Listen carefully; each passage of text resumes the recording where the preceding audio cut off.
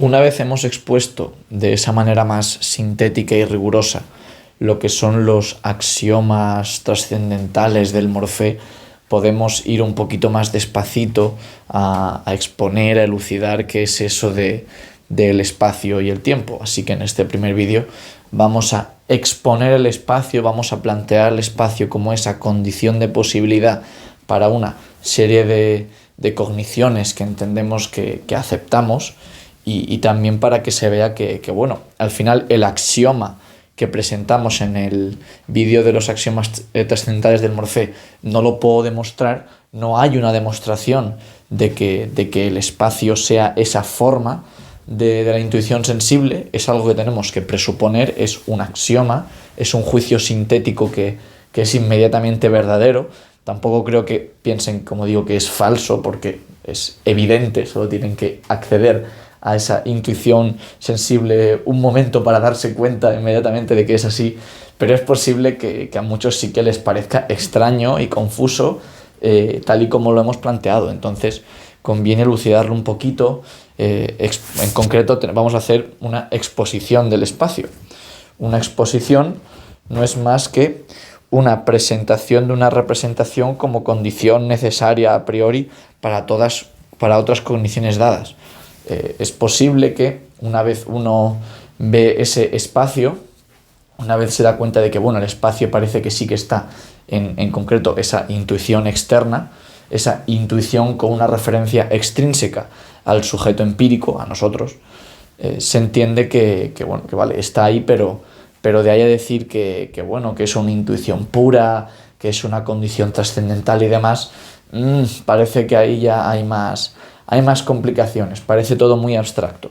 Entonces vamos a ver si podemos proveer de algo de alguna noción familiar, vamos a ver si podemos proveer algún argumento trascendental que ustedes puedan tener en mente cada vez que nos refiramos a ese axioma que, como digo, es indemostrable. Les puedo dar un argumento trascendental, pero siempre cabe la posibilidad de que ustedes nieguen esa cognición. O sea, esa cognición al final es sintética, que realmente nos refiramos a esas apariencias externas en el espacio, es una cognición, si es un juicio sintético, y por lo tanto pues no es contradictorio negarlo, simplemente entendemos que es la condición de posibilidad de que esa referencia se pueda dar, de que tengamos precisamente esa intuición externa.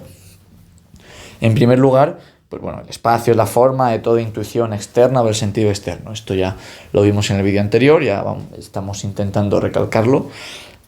Todo lo que intuimos fuera de nosotros, o sea, fuera del sujeto empírico, está en el espacio. Pues esto es el teorema que hayamos presentado antes, y realmente, pues si lo piensan, todo lo que ustedes se puedan imaginar fuera de ustedes está en ese espacio. Por lo tanto, aquí estamos ante un juicio sintético a priori, ya que este juicio es sintético porque ese espacio, ese sujeto empírico, todo eso son nociones que bueno, no tienen por qué estar relacionadas tal y como están presentadas en este juicio. No está el predicado contenido en el sujeto, y sin embargo es a priori, porque estamos diciendo que todo lo que intuimos, todas las apariencias externas están en ese espacio.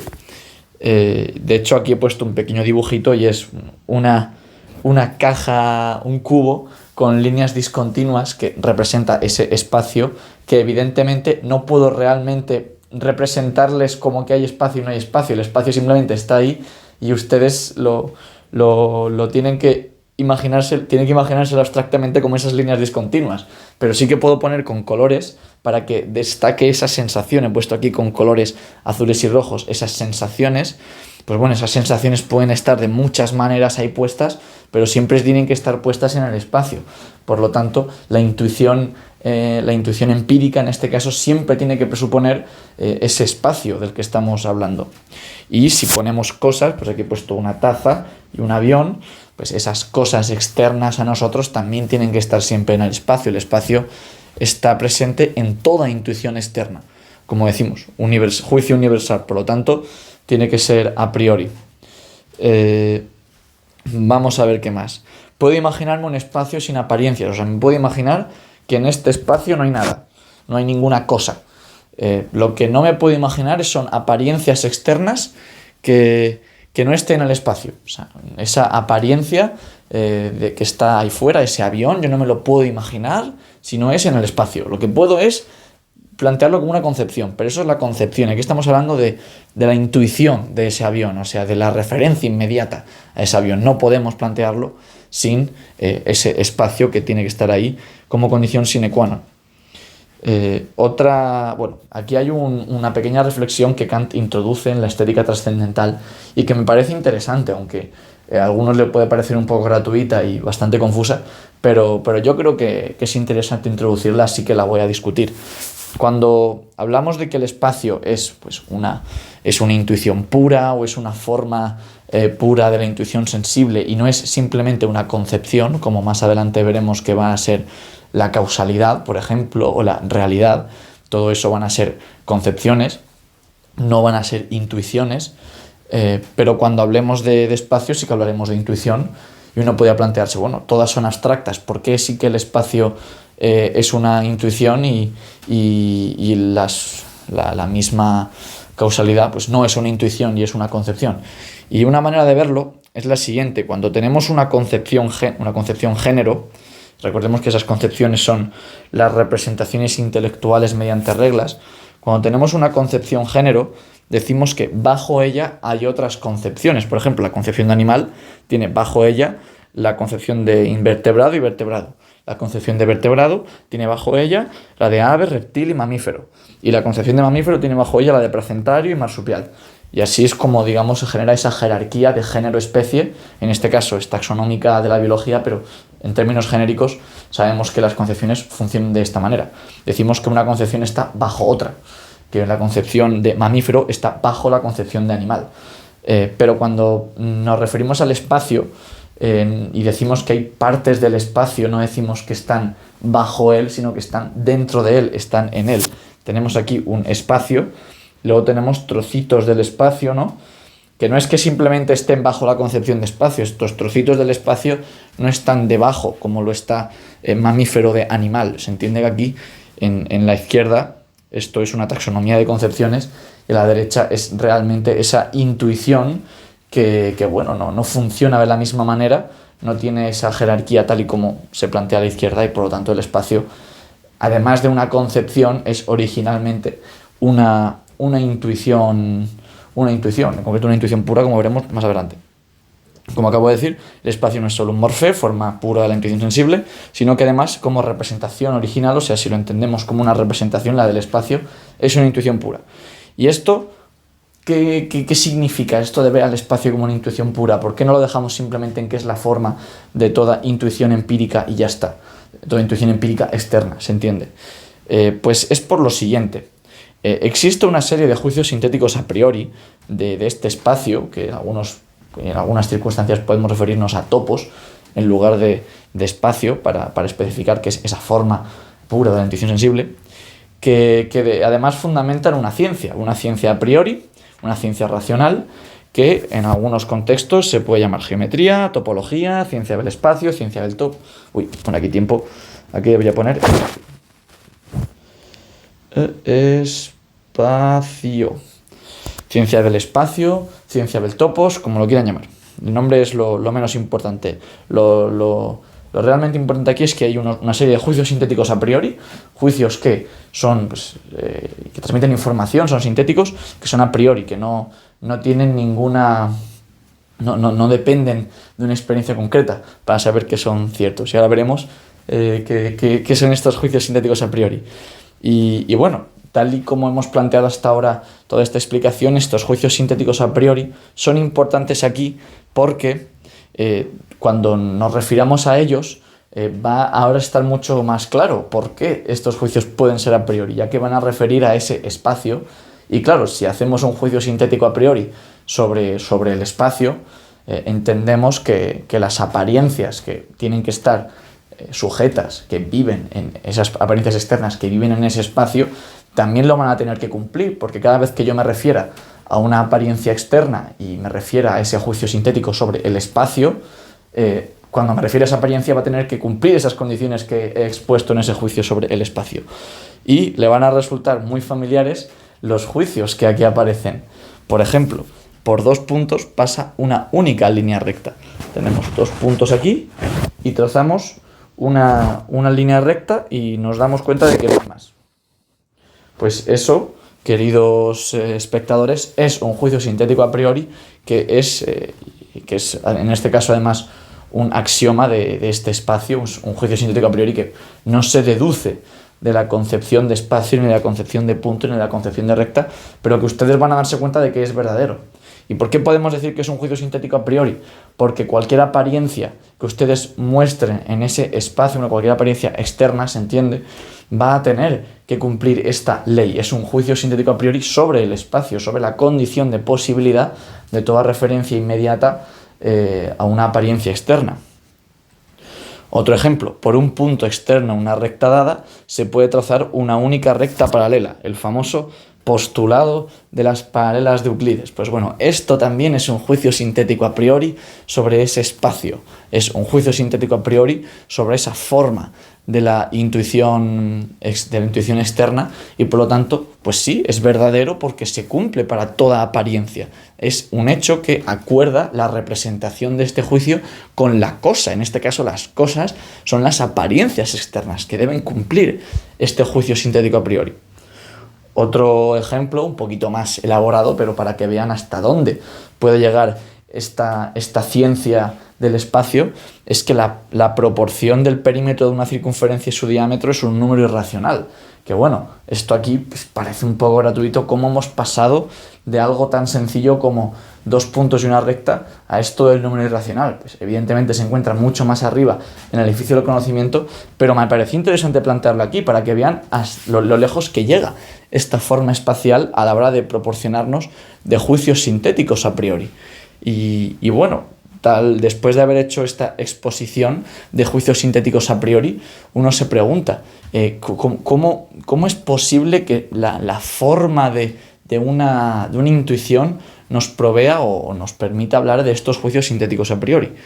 Y es que, de hecho, para que existan estos juicios sintéticos a priori, existen esos axiomas, porque al final estos juicios sintéticos a priori uno los podría estructurar viendo cuál se deduce lógicamente de otro, entonces tendría una serie de juicios sintéticos que son indemostrables y esos serían esos axiomas del espacio que como decimos, todavía requieren algo más de explicación. ¿Cómo son posibles esos axiomas del espacio? En primer lugar, permítanme hacer una pequeña reflexión, y es que cuando, por ejemplo, decimos una circunferencia y pensamos en una circunferencia, es probable que la piensen, o un círculo, es probable que lo piensen con algún color dentro, con algo dentro, porque al final cuando ustedes piensan en esa circunferencia, cuando ustedes se imaginan esa circunferencia o ese círculo, tienen que planteárselo con alguna sensación. Y eso es precisamente lo que decimos cuando hablamos de intuición empírica, que nos referimos en este caso, a una apariencia que tiene forma circular, nos referimos mediante una sensación. Pero cuando, por ejemplo, planteamos teoremas como el que hemos planteado aquí sobre el perímetro de una circunferencia y su diámetro, sobre ese número pi, lo hacemos no con una intuición empírica, porque con una intuición empírica no podemos sacar una serie de juicios sintéticos a priori.